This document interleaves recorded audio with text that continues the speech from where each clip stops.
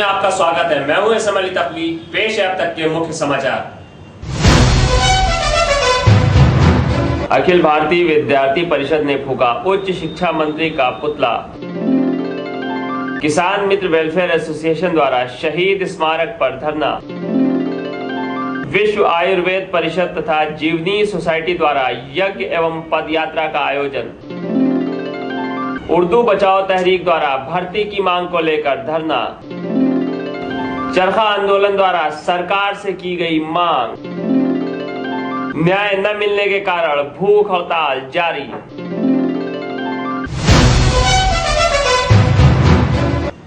अब समाचार विस्तार से। प्रदेश के शिक्षा मंत्री राकेश त्रिपाठी के छात्र संघ चुनाव न कराने की घोषणा से आक्रोशित छात्रों ने अखिल भारतीय विद्यार्थी परिषद के नेतृत्व में उच्च शिक्षा मंत्री का पुतला फूका। इस अवसर पर छात्र संघ बहाली के समर्थन में छात्रों ने जोरदार नारेबाजी की। उच्च शिक्षा मंत्री होश में आओ, छात्र संघ बहाल कराओ, छात्र संघ बहाल करो नारा लगाते हुए छात्र संघ बहाली का पुरजोर समर्थन कर रहे थे। अखिल भारतीय विद्यार्थी परिषद प्रदेश मंत्री अभिषेक मिश्रा ने शिक्षा मंत्री के छात्र संघ बहाल न करने संबंधी बयान की निंदा करते हुए कहा कि पिछले 3 वर्षों से छात्र संघ चुनाव न होने के बाद भी पूरे प्रदेश का शैक्षिक सत्र पिछड़ा रहा है। 2008 बीएड की परीक्षाएं 2010 तक में संपन्न नहीं हो सकी हैं। कॉलेजों में प्रशासनिक गुंडागर्दी कायम है तथा खुलेआम प्रदेश में छात्रों का शोषण हो रहा है। उन्होंने कहा कि अब प्रदेश का छात्र संघ चुनाव बहाली के लिए कमर कस चुका है और छात्र संघ बहाली हेतु आर पार की लड़ाई लड़ने को तैयार है और छात्र संघ बहाल करा करके ही अखिल भारतीय विद्यार्थी परिषद दम लेगा।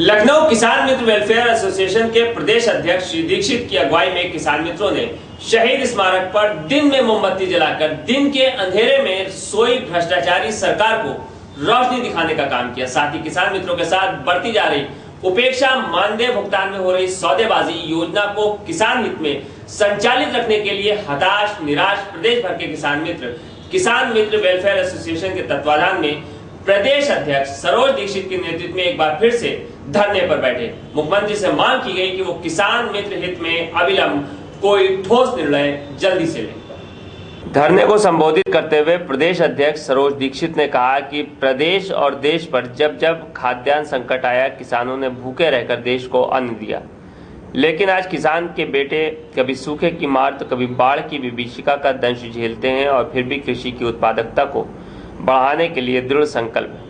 मात्र 1000 रुपए मानदेय पर किसानों के बीच कार्य कर रहे किसान मित्र लगभग 2 वर्षों से मानदेय भी नहीं पा रहे हैं। साथ ही सरकार की ओर से नित नए फरमानों की योजना बंद हो गई और इसको सुनने के लिए कोई विवश है। लंबे संघर्ष के बाद सरकार द्वारा 2009-10 का भुगतान करने का निर्देश और बजट तो जारी कर दिया गया, लेकिन भ्रष्टाचार की आगोश में समा चुकी व्यवस्था के चलते मानदेय अधर में लटका हुआ है और जनपद स्तर पर सौदेबाजी का दौर जारी है, लेकिन प्रदेश सरकार मूक दर्शक बनी बैठी है। प्रदेश अध्यक्ष ने कहा कि सबको रोजगार का नारा देने वाली सरकार आज किसान के बेटों का रोजगार छीनने को आतुर है। सबको रोजी रोटी देने वाला किसान आज बेहाल है और इस व्यवस्था को कोस रहा है। किसान मित्रों का रोजगार छीनने से प्रदेश के 52,000 परिवार भुखमरी की कगार पर पहुंच जाएंगे। भारत माता की किसान जब तक दुखी किसान रहेगा, किसानों से जो टकराएगा। ये किसान मित्र वेलफेयर एसोसिएशन के तत्वाधान में आज किसान मित्रों ने उत्तर प्रदेश की मुख्यमंत्री जो दिन के अंधेरे में सोई हुई हैं, किसानों के प्रति जिनका नजरिया बिल्कुल एकदम साफ है, जो किसानों की उपेक्षा और उनके बेटों की उपेक्षा कर रही हैं, आज किसान के बेटे किसान मित्रों ने मोमबत्तियां दिन में जला करके उनके मन में रोशनी दिखाने का कार्य किया है। और इन मोमबत्तियों का ये प्रतीक है कि उत्तर प्रदेश की मुख्यमंत्री शायद इस रोशनी में किसानों के प्रति अपना नजरिया बदलें, और किसान जब तक खुशहाल होगा तभी देश खुशहाल होगा। लावण्य आयुर्वेद के सौजन्य से विश्व आयुर्वेद परिषद तथा जीवनी सोसाइटी के संयुक्त तत्वाधान में धन्वंतरी यज्ञ और धन्वंतरी पद यात्रा का आयोजन किया गया। यह कार्यक्रम लक्ष्मण जी पार्क हजरतगंज में आरंभ हुआ। इस कार्यक्रम का मुख्य उद्देश्य समाज को आयुर्वेद के प्रति जागरूक करना और यज्ञ के माध्यम से पर्यावरण की शुद्धि के लिए प्रेरित करना था। धन्वंतरी यज्ञ के मुख्य यजमान की भूमिका में लखनऊ नगर निगम के महापौर डॉक्टर दिनेश शर्मा थे। लावण्य आयुर्वेद के सौजन्य से विश्व आयुर्वेद परिषद तथा जीवनीय सोसाइटी के संयुक्त तत्वाधान में धन्वंतरी यज्ञ एवं धन्वंतरी पदयात्रा का आयोजन किया गया। जैसा कि सबको मालूम है कि लखनऊ नगर डेंगू, मलेरिया तथा अन्य वायरल बुखारों से बुरी तरह ग्रस्त है और जन सामान्य में एक भय व्याप्त है। लावण्य आयुर्वेद के चेयरमैन अशोक श्रीवास्तव ने कहा कि आयुर्वेद के सिद्धांतों का प्रतिपादन हजारों वर्षों पूर्व किया गया था, लेकिन समाज ने सदैव उनका पालन किया, जिससे संक्रामक बीमारियां तो दूर, सामान्य रोग भी बहुत कम होते थे। समाज स्वस्थ और खुशहाल था। आयुर्वेद के सिद्धांतों को भूलने के कारण से आज अनेक रोग उत्पन्न हो रहे हैं। डॉक्टर दिनेश शर्मा महापौर ने उपरोक्त के संदर्भ में ध्यान दिलाया और आयुर्वेद के सिद्धांतों को अपनाने पर बल दिया। इस अवसर पर लावण्य आयुर्वेदिक ने Tulsi Devi girls inter college Gomti Nagar Lucknow के साथ लगभग 250 स्कूली बच्चों की एक पदयात्रा को प्रायोजित किया, जो लक्ष्मण जी पार्क से शहीद स्मारक तक गई। बच्चों के हाथों में आयुर्वेद के महत्व को बताने वाले प्ले कार्ड्स थे तथा पर्यावरणीय शुद्धि के लिए ध्यान आकृष्ट किया गया। एक तो पहले कॉपी आयोजित किया गया था, उसके बाद बच्चों का यहाँ पे मार्च पास्ट हुआ था, लोगों को आयुर्वेद का अलग जगाने के लिए, क्योंकि दुनिया में असाध्य रोगों की इलाज में आयुर्वेद ही बचा सकता है। इसी से आपके पर्यावरण को कैसे बचाया जाए, अपने मन को कैसे अच्छा रखा जाए, अपने शरीर को कैसे अच्छा रखा जाए कि हम स्वस्थ रहें और हमें कोई रोग न होने पाए, और अगर रोग हो जाए तो फिर हम जड़ से चिकित्सा कर सके, वो है आयुर्वेद।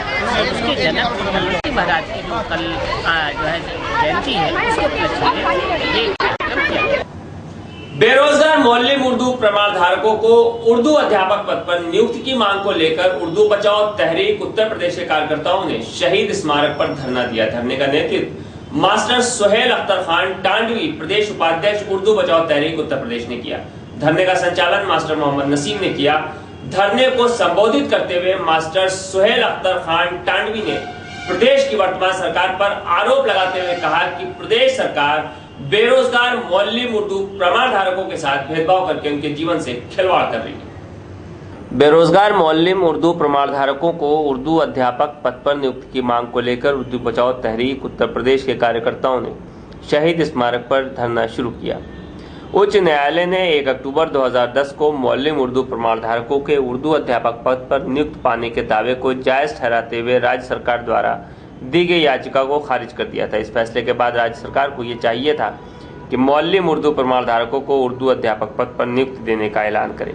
राज्य सरकार द्वारा मौलिम उर्दू प्रमाण धारकों के साथ न्याय किए जाने की मांग को लेकर, नियुक्ति देने की मांग को लेकर उर्दू बचाओ तहरीक उत्तर प्रदेश द्वारा धरना दिया गया।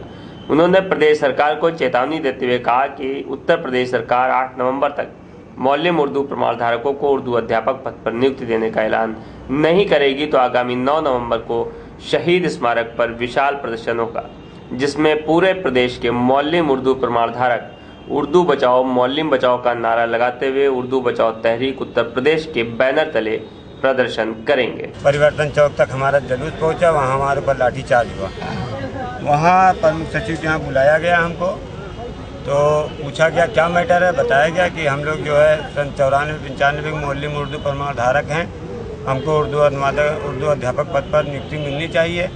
अक़लियती कमीशन ने सिफारिश की है, हाई कोर्ट ने फैसला किया है कि हम लोग उर्दू अध्यापक पद के पात्र हैं, लिहाजा हमको मिलना चाहिए बीटीसी का लाभ, बीटीसी नियमावली का लाभ। लेकिन प्रमुख सचिव जी ने हमसे कहा कि आपकी नियुक्ति देने में एक रुकावट है, वो आप दूर कर दीजिए, हो जाएगा। हमने कहा क्या है? उन्होंने कहा कि जो है NCT से NOC ला करके दे दो, हो जाएगा। हम लोगों ने NOC भी ला करके दे दिया।